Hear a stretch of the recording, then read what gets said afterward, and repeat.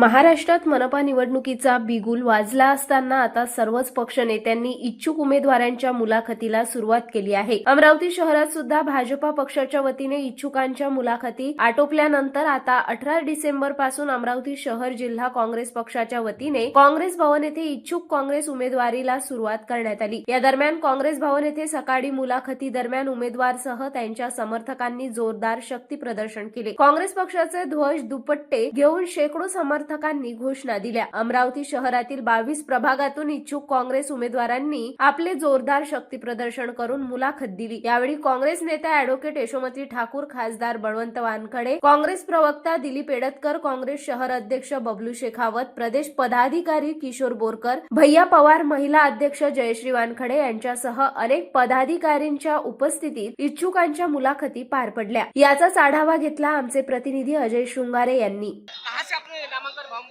नवसारी प्रभाग नंबर 3। मेरा नाम मोहम्मद फारूक। वहाँ से मैं कम से कम 15 साल से वहाँ से सेवा कर रहा हूँ। वो एरिया का विकास कुछ भी नहीं था, पूरा एरिया अनडेवलप था। और मैं पहले राष्ट्रवादी में था, अजीत दादा गठ में, लेकिन अभी टिकट के मसले के वजह से मैंने कांग्रेस को चूज़ किया हूँ। हाँ, वो लोगों ने कुछ मेरे साथ में मेरे को दिए नहीं, जो भी है, लेकिन मैं वहाँ पे मैं नहीं खड़ा, मुझे पूरी पब्लिक खड़े कर रही है, पूरी जनता जो है वहाँ की। मैं जो काम करता हूँ, मैं 15 से 16 साल से पूरा वहाँ पे पूरा सोशल वर्कर है, अपना घर घर जाके हर जो भी समस्या है वो लोगों की समस्या पूरी करता हूँ। और आगे भी मेरे साथ ये लोग जो जुड़े हुए हैं, आगे मेरे को चुन के लाएंगे, इतने मैं सब पे भरोसा करता हूँ। कांग्रेस आगे बताती ना, बाकी आज एक नंबर है, हमारे कैंडिडेट भी एक नंबर है, हम इनके आदमी के पीछे है।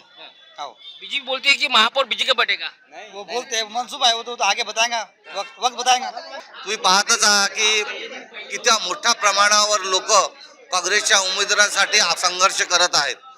म्हणजे काँग्रेस कमिटीमध्ये उभे राहायला जागा नाही आणि हे प्रत्येक प्रभागामध्ये आहे। पूर्व विभाग, पश्चिम विभाग दोन्ही, हिंदू मुस्लिम दोन्ही विभागातून प्रत्येक प्रभागासाठी फार मोठी चढाओढ आहे। आणि म्हणून आत्मविश्वासाने हे सांगत आहे की कोणत्याही परिस्थितीमध्ये काँग्रेस पक्ष हा सर्वात मोठा पक्ष म्हणून या निवडणुकीमध्ये समोर येईल आणि काँग्रेस पक्षाचा बनेल।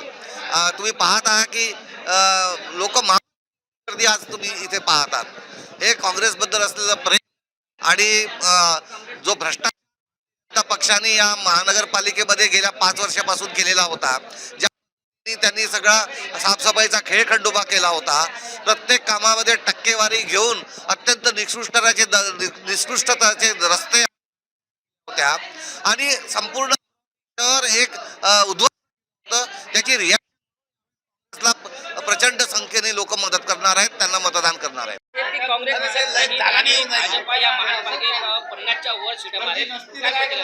आपण जे आता तुम्ही स्वतः जे पाहत आहेत, जे काँग्रेसचं कार्यालय एवढं मोठं कार्यालय आहे, या कार्यालयात गर्दी प्रचंड गर्दी आहे आणि बाहेर सुद्धा गर्दी आहे। एकेका जागेसाठी 4-4, 5-5 उमेदवाराचे नावं आलेले आहे आमच्याकडे। आणि अशा परिस्थितीत आमचं सुद्धा हे होतं आहे की या 5 उमेदवारातून सगळे तुल्यबळ उमेदवार आहेत, या तुल्यबळ उमेदवारातून कोणत्या उमेदवाराची निवड करावी हा आमच्या पुढे श्रेष्ठींपुढे प्रश्न उपस्थित आहे। म्हणून जे भाजप बोलत असेल ते भाजपने आता येणाऱ्या निवडणुकीत दिसून जाईल। घोडे मैदान जवळ आहे, त्यामुळे त्यांच्या बोलण्याकडे फारसं लक्ष न देता ते तर आयातच करू ना, काँग्रेसचेच लोक आयात करू ना। आज तर काँग्रेस युक्त भाजप झाली, म्हणून त्यांच्या या बोलण्याला काही अर्थ नाही। जे काही आज तुम्ही स्वतःच पहा किती गर्दी आहे आणि एकेका जागासाठी 5 तुम्ही 5-5, 6-6 नाव आहे। ठीक, आता पक्षश्रेष्ठी निर्णय घेतील त्यानुसार होईल।